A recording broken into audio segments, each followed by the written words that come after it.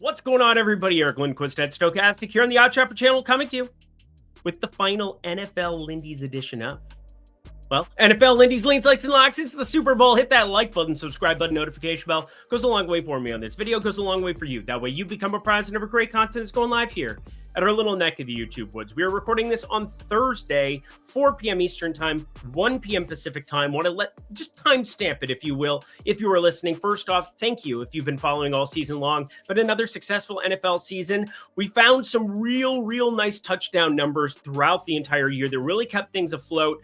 Felt pretty good about spreads too. Ended up positive in the unit category. There was spreads and totals, which was a little bit surprising to me. Ran into some issues with ladders. If I had avoided some T. Higgins ladders along the way, could have been a lot better, but we got to just over double digits in units. Again, it was a tough sledding NFL season for sure. NBA has been really rocking, but at least we found some profit here on this video if you've been tailing all season long. And, well, if you've been tailing in the Discord, you've had it even better, as we've almost doubled the profit from this video into the Discord over the course of the season. 23 units, not my best NFL season by any means, but looks good here in the recap. And again, T. Higgins, I'm mad at you. He played well every time I didn't ladder him. So thanks, buddy.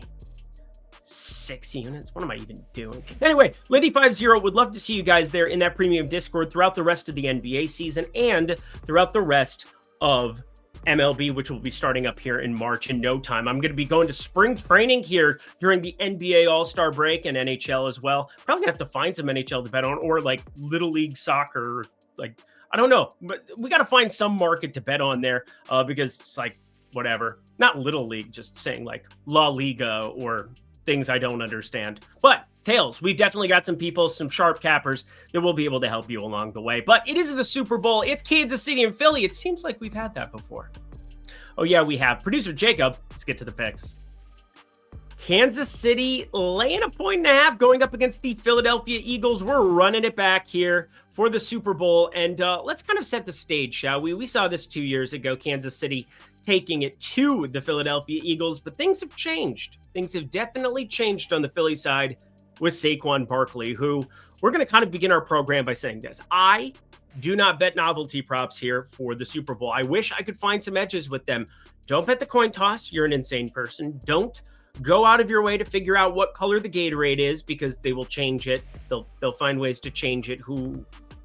They'll change it. There's just so many ridiculous things that you can bet on, and I'm sure that there are edges that you can grind out here and there, but I do that every single day in the NBA street, so I really don't have to go out of my way for a single event in the NFL. However, there's more money thrown around on this game than any others, and I think that's where we want to find 3, 4, 5, maybe soft spots, and I have combed through every single prop there relating to the game. Again, not the novelty props. You can find somebody else that'll tell you blue Gatorade. But Kansas City, the big thing here is obviously Patrick Mahomes. 3 in a row we're going for him and Travis Kelce. Taylor Swift going to be in attendance, I'm sure. She wouldn't miss an opportunity for this one. I guess she's just a supportive girlfriend.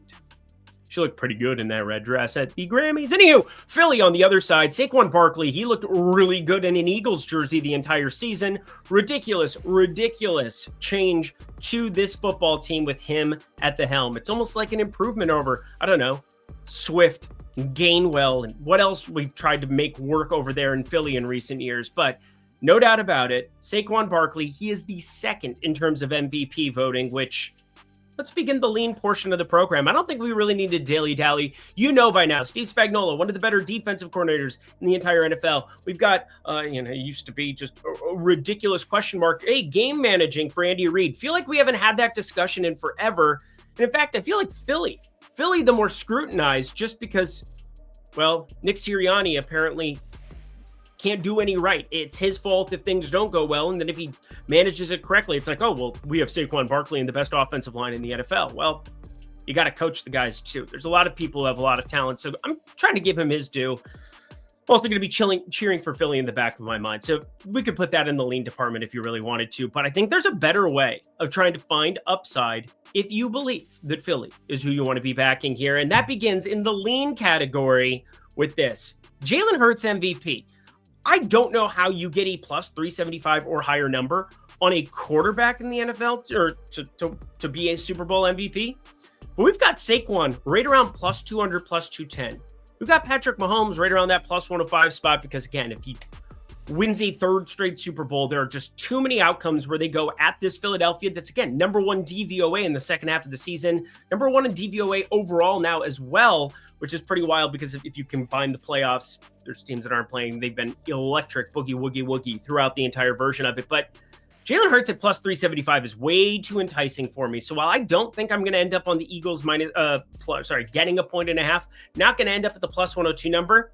It's kind of a fade of Saquon Barkley, and 115.5 rushing yards is a low number. If that gets up closer to 120, might be looking at shorting him there, just as kind of like a, I don't know, not an insurance policy, because it's kind of going towards the narrative I'm hoping for. But in a lot of these close-knit games, I think the only result that could really steer me away from seeing Jalen Hurts win the MVP here is A.J. Brown just catches 2 touchdown bombs and they blow him out that way. And Saquon is basically running into a game script where Kansas City is stacking the box on him. I don't think that's very likely. And as such, all these close games, when you're talking about 3, 7, any outcome where Philly is looking like they're going to win, plus 375 for a quarterback to end up winning the MVP is just too good to pass up. But I have one more other play that I want to throw into your mix. Plus 900, Kareem Hunt first touchdown.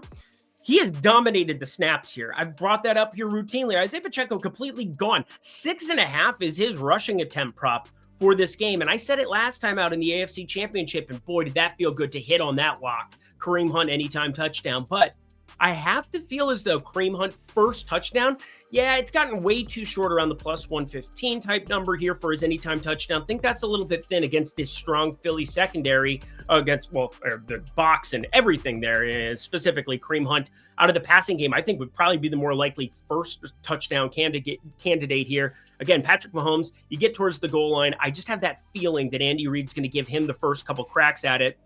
But Kareem Hunt at plus 900, that is pretty interesting to me because you're fading, obviously, the Saquon tickets. You're fading the Jalen Hurts tickets. Those are going to be very, very popular in this market.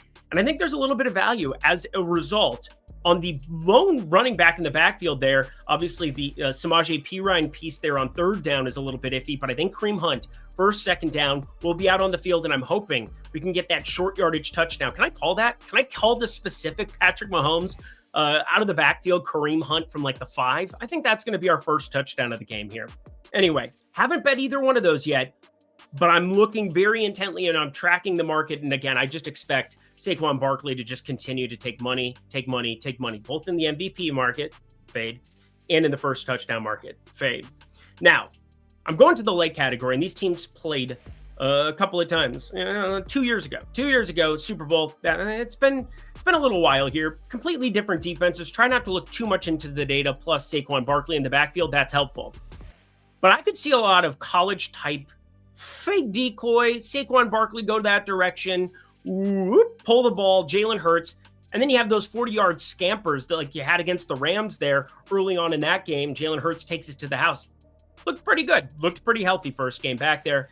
And I think that's where we want to go here. There are 2 rushing quarterbacks that the Kansas City Chiefs saw all season long. They saw one, Lamar Jackson. He ends up going up over this number there in week 1. And then the other one, very ridiculous amount of goodness there. You saw Jaden Daniels last time around. Well, yeah, against the Eagles there. I guess I got to kind of back that up here for 1 second because I'm talking to the other team, but pulling up the data here, you look at this defense, this Kansas City defense, number 1 in terms of the AFC over the course of this season, haven't really forced Patrick Mahomes to have to do too much craziness here on the onset. But yeah, they faced, who? Lamar Jackson week 1. That was ridiculousness. And the only other rushing quarterback, Josh Allen, they ended up losing in that game.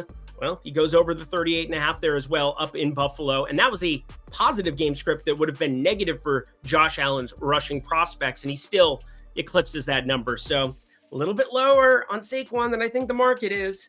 I'm a lot bit higher on Jalen Hurts here, over 38.5 rush yards. Anywho, before we get to the lock, one more time, Lindy50 for the people in the back. Come kick it with me. We're talking process. We're talking plays all the live long day. There's not a lot else to say.